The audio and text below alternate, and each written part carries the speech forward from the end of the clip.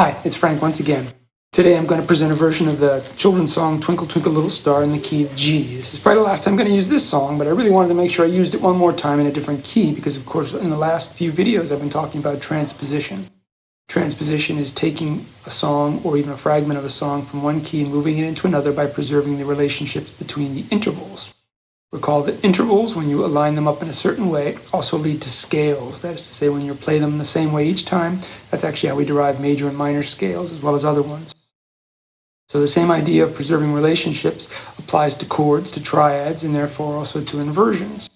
The shapes that we're seeing here are going to be shapes that we've seen before in many cases because think back to earlier videos and I had actually provided a PDF that showed you how to construct chords across string sets 1, 2, and 3 as well as 2, 3, and 4.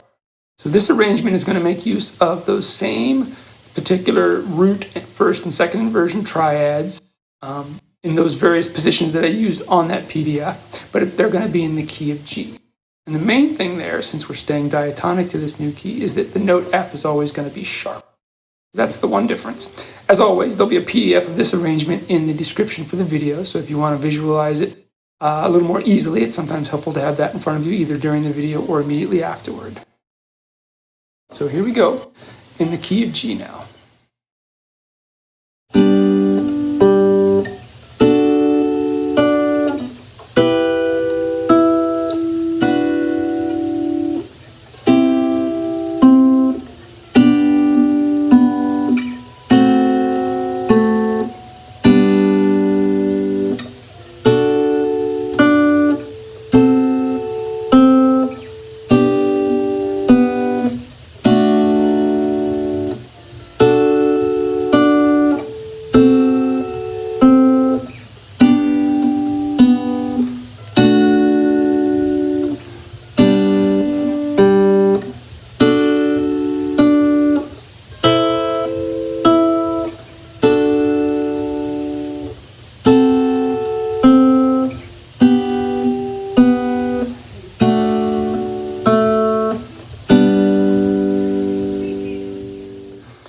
As you look through the PDF or replay the video, you may have noticed that I took the melody, which was originally in the highest note in the key of C, and moved it to the actual lowest note of each chord for the key of G.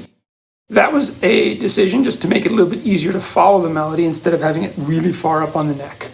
Dropping it down an octave, meaning putting it in the lowest note of the chords, just allowed me to work with it in a range that's a little more comfortable to read as you're going through the PDF, or even to listen to if you're trying to notice where the melody is. The other thing it forced me to do is make sure that the inversions I was working with allowed for that to happen more easily. So again, on an arranging kind of side, inversions really help when you're trying to figure out where's the best place to put this melody, higher or lower.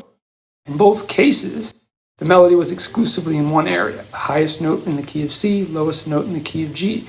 You can, however, mix things up, and there again, that's where inversions really come in handy, is because depending on what you're trying to do with the melody in this kind of setting, an inversion can make it easier to find that note either in the top, middle, or bottom part of the voicing, meaning where it is on the higher or lower notes, to make that note stand out best.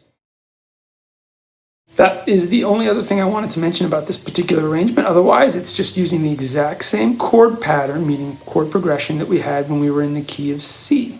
And once again, all the chords in the key of G in this case were being used, just like I used all the chords diatonic to C in the previous version. Again, just a matter of understanding transposition, and hopefully this helped a little bit with that. Take care.